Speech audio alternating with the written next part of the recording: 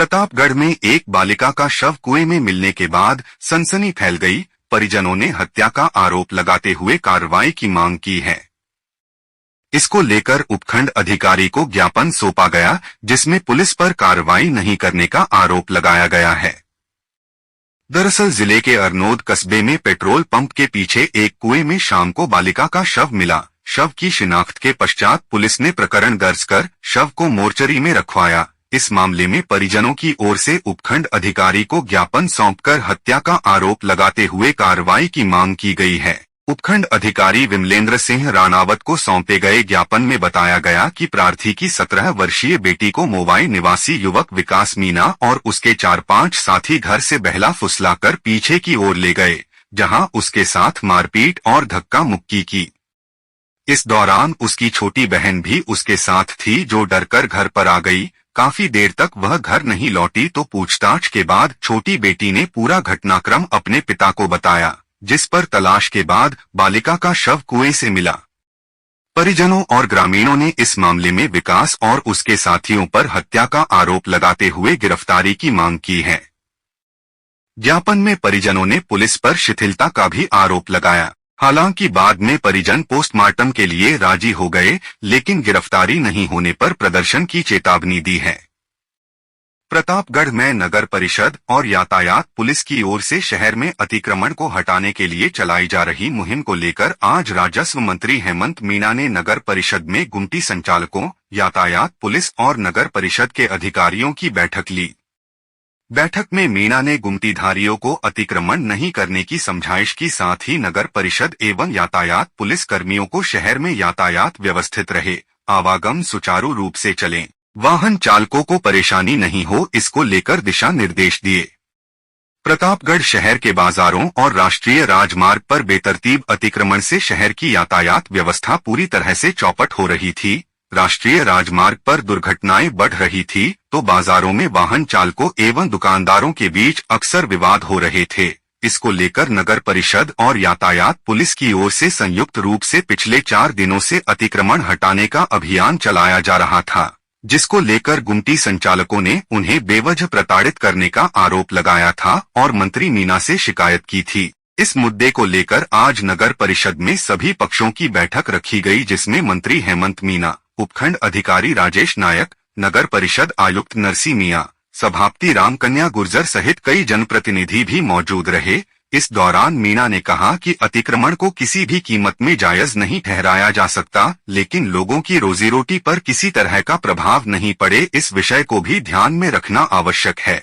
ऐसे में गुमटी और हाथ ठेलों पर व्यापार करने वालों को भी नगर परिषद और यातायात पुलिस का सहयोग करना है, जिससे दुर्घटनाएं नहीं हो, यातायात व्यवस्थित रूप से चले। इस मौके पर उन्होंने हाईवे पर किए गए अतिक्रमण को भी हटाने के निर्देश दिए, साथ ही शहर के अंदरूनी इलाके में जेब्रा लाइन बनाकर अतिक्रमण हटाने की बात कही। पक्के अतिक्रमण को लेकर मंत्री मीना ने कहा कि 4 जून के बाद आचार संहिता समाप्त होगी और सभी अधिकारियों की बैठक लेकर इस पर कार्रवाई की जाएगी।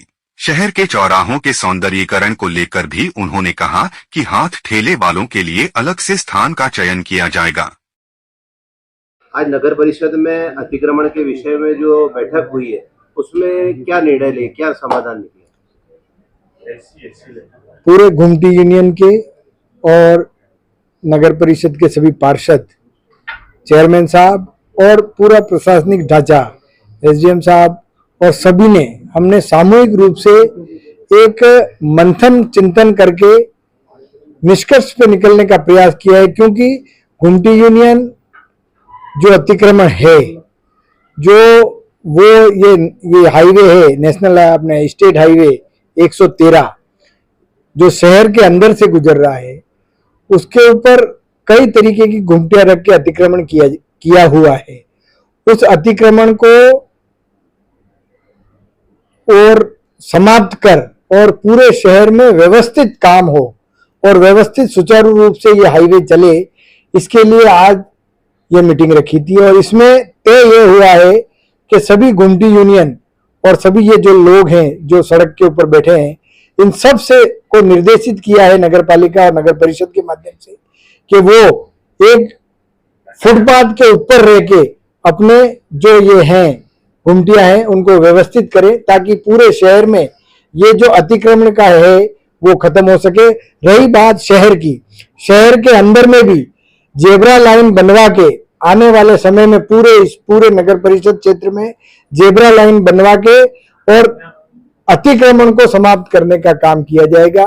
और रही बात रात को, जैसे रात के समय इस गांधी चौराहे पे जो ये अपने क्या कहते हैं ठेला ये लगते हैं, इनको भी आने वाले समय में 4 तारीख के बाद एक मीटिंग रख के सामूहिक रूप से कुछ निर्णय करके उनको स्थान देके सबको व्यवस्थित तरीके से करने का काम इस मीटिंग में किया गया है। शहर में कई स्थानों पर पक्के अतिक्रमण भी हो रहे हैं। जो नगर परिषद की भूमि है या राजस्व की जो भूमि है, नालों की जो भूमि है, वहां पर अतिक्रमण हो रहे हैं, उसके विषय में क्या कार्रवाई की जाएगी? इस बारे में ये 4 तारीख को जो आचार संहिता खत्म होगी उसके बाद मीटिंग रख के ये सब चीजें चिन्हित करके उससे उस जगह से अतिक्रमण हटाने का काम किया जाएगा। प्रतापगढ़ के अरनोद में भव्य कलश यात्रा व साहित्य यात्रा के साथ 24 कुंडीय गायत्री महायज्ञ का शुभारंभ हुआ। कलश व साहित्य यात्रा रामकुंड से प्रारंभ हुई, जिसमें सबसे आगे बैंड बाजों पर गायत्री भक्ति धुन चल रही थी। पीछे कलश धारण किए युवतियां और महिलाएं चल रही थी।